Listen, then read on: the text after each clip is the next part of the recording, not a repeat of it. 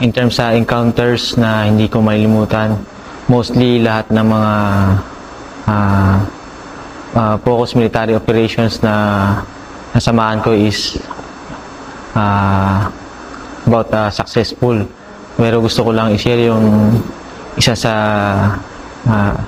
encounters na hindi ko malilimutan, na ako as a platoon leader that time is na-wounded. Those experience na nangyari since yung batalyon namin ay na-assign sa at na-opcon sa 103rd Brigade sa Marawi City under ng 1st ID na nag-conduct ng focus military operations to neutralize the remnants of Dawla Islamiyah Mauti Group under the leadership of Baharudin Sattar, also known as Abu Sakaria. So, since nangyari yon last February 2021, so yung unang araw pa lang ng second phase na pumasok ako doon sa box namin, kasama ko yung tatlong combat group, o may iba-iba kaming axis sa batalyon namin. Day 1 pa lang is na-engage na yung other platoons, then sunod-sunod na engagement na nangyari from other battalions din, na kapag nagkaroon ng ibang casualties. So yung sa akin, sa last day na ng operations namin, may instruction sa amin yung batalyon namin na mag-link up kami from other platoons kasi maliit na lang yung battery niya para sabay kaming bumaba. So from current location, may approaching kami sa next objective namin, approximately 500 meters. During movement namin, yung leading ko, nakakita siya ng trackings. Approaching kami, then mostly, more or less, tinambayan yun ng 10 person. Then sa area na yon, scour namin, naka-recover kami ng mga container, galon, lutuan. Then isa sa mga TTPs kasi ng mga DI Mauti is doon sila tumatambay sa may mga signals. So nakapagpasa pa ako ng spot report that time. Then upon approaching kami, more or less mga 20 meters mula doon sa na recover namin na harbor site nila, is nakakita ako ng mga counter signs from trees. So sinabihan ko yung tactically, sinabihan ko yung leading ko na brother, mag-ingat sa IED. So that time na pagkakasabi ko yon, yung pag-move ko ng isang step, ako na pala yung magiging casualty that time. Pero hindi ko muna naisip na wounded ako that time kasi nakita nung radyoman ko na yung makapal na usok tapos lupa sa left side ko. Sabi, although nabingi ako dun sa pagsabog na yon, sinasabi niya si PL, check nyo kung may tama. Although nakatayo pa ako nun, pero sinabi ko na wala akong tama. Then kasabay nun is yung leading namin, nakita niya yung sunod-sunod niya na sabi niya, sir, may kontra sa harapan. So nag-start na yung firefight namin. Then habang sumusunod yung volume fire yung kalaban, nakadrop ako, naghanap ako ng cover ko. Nagkukomanda ko yung 60 sa unahan, yung K3 sa unahan, walang putok sa likod. Then ibibigay ko sana yung cellphone ko sa guide para sabihin na ito, mag-request for fire tayo. Pero that time nakita niya yung blood sa chin ko, puro dugo na pala yung chin ko noon that time. Sabi niya, sir, may tama ka. So doon ko inisip na check ko yung vest ko, talagang punong-puno na ng dugo that time. So sabi niya, sir, tanggalin mo yung vest mo, baka may other ka pa na kuhan. Tama, pero hindi ko muna tinanggal necessarily. Kasi sabi ko doon sa leading squad ko is nag-advise sir, i-clear namin yung taas. Then sabi ko sige, i-clear nyo. Then habang kiniklear nila yon, that time nag-apply na ng first aid sa akin yung guide ko. Pero that time din hindi ko na rin pinokus na na i-forward yung clearing, kasi inisip ko parang hindi lang yung isang IED yung nandun sa harapan namin. Mostly doon pa sa pag nag-forward kami, baka makapag-inflict pa ng other casualties, kasi dalawa na kami ng squad leaders that time na wounded. So after nang wala nang resistan yung kalaban, sinabi ko na mag-asimot kami. Then may identified kami na landing zone, 3 clicks mula doon sa engagement area namin. Then back-asimot kami. Those time ko na-realize yung samahan ng scout platoon, na mostly kasi lahat ng tropa na kasama ko doon is mga scout ranger.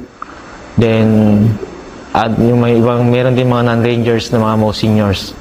So then sa hirap noon, naghintay pa kami doon ng 1 oras pero walang dumating na close air support para i-evac kami, extract kami doon sa area, kasi nga maulan din, pags, sa kapal ng pags ng area. So nag-start ng alas 8, naglakad kami ng 7 clicks, inabot kami ng 8 ng umaga, nag-start yung firefight. Na-extract kami sa area is mag-7 na ng gabi, alas 7 na ng gabi. So yung hirap at pagod na naranasan ko noon, although kahit na na-engage kayo, hindi mo rin pala maisip na na naglalakad kayo na gutom, kasi mas iisipin mo yung buhay na kasama mo. Ang naging lessons learned ko lang that time is from line company ako nang galing, then binaba ako ng headquarters commandant to lead as a scout platoon. Hindi ko pa masyadong kilala yung mga tropa, kung sino yung mga dadaling ko. So doon na-assess mo sana kung sino yung mga next in command sakaling ikaw as a platoon leader, sino yung magli-lead pag ikaw yung time na na-wounded. Then naging ko na lang doon is hindi ko inisip na ako yung maging pabigat, kasi kahit na wounded ako that time, mas pinili kong maglakad para matulungan, kasi yung isang kasama namin hindi talaga makapaglakad kasi 2 tama ng paa niya yung may sharp nail that time. So yun, doon ko nasubukan yung first time na nangyari sa buhay ko na hindi ko makakalimutan. Then sa mga other operations naman, naging successful naman kami. Then sa pagdadala naman ng tao sa encounters or sa admin, siguro yung bonding namin pagdating sa day 1 na na-inform mo sila, kahit yung mga basic na TTPs na nakikinig sila pag mag-harbor kayo or mag-move kayo. Kasi nga, ang lagi kong pinapaalala sa tropa pag mag-operate kami, ang buhay natin ay isa lang.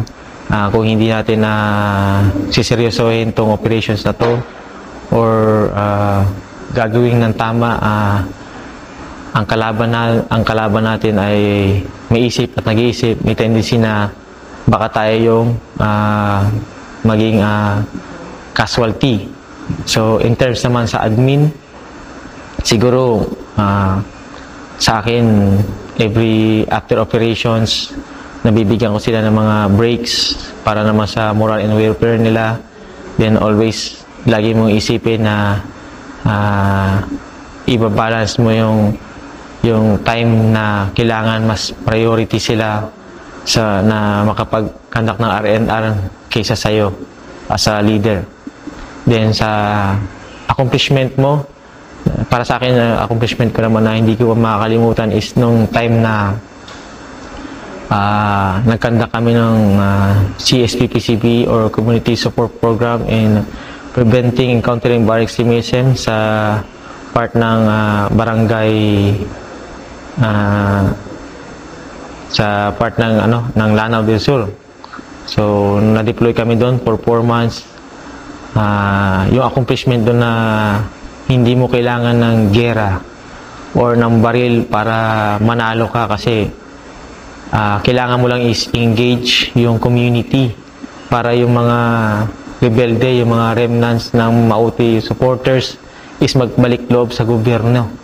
So doon makikita mo yung samahan, yung banding nyo as a platoon or as a section na nag-i-engage kayo sa community, na pinapakita nyo na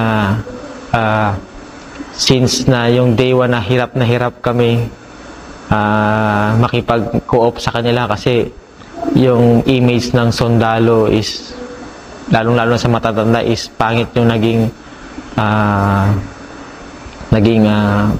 pumasok sa mga isipan nila, pero binago namin yon. So yun yung para sa akin na pinakamasayang accomplishment namin, dahil nagbalik loob yung ibang DI supporters doon, then including yung sinurrender nila na 4 high power firearms. Isa pa yun, yung sa accomplishment na yun na marami akong nakilalang tao, kasi sa area na yun is MILF community. Naging kaibigan ko yung mga MILF commanders that time doon sa area na yon. Then sa pinakamahirap at pinakamadrama na araw na nangyari sa akin sa field, siguro that time na na-wounded ako, yung experience na dapat asan bilang sundalo, kailangan matibay yung loob mo, yung kahit anong yung sakit, yung nararamdaman mo sa mga sugat mo, kailangan hindi malaman ng pamilya mo. Especially that time na yung mother ko is meron na ring sakit. Then kahit sabihin niya na kikumustahin ka niya na okay ka lang, hindi mo pwedeng sabihin na okay ka. Kasi ang iniisip mo is yung pinapriority mo rin yung pakiramdam na mararamdaman nila pag sinabi mo yung sitwasyon mo. Yun yung pinakamadrama at pinakamahirap na araw nung time na yon. So sa pinakamasayang araw naman, siguro ayun yung mga time na naka-accomplish, naging successful kayo sa mga combat operations nyo, yung mga accomplishment nyo, yung bababa kayo kasama yung mga tropa na buhay kayo. Although kahit na mayroong casualty, at least ang inisip ko walang namamatayan sa amin, at may mga magandang score. Yun yung mga pinakamasayang araw na nasa field ako.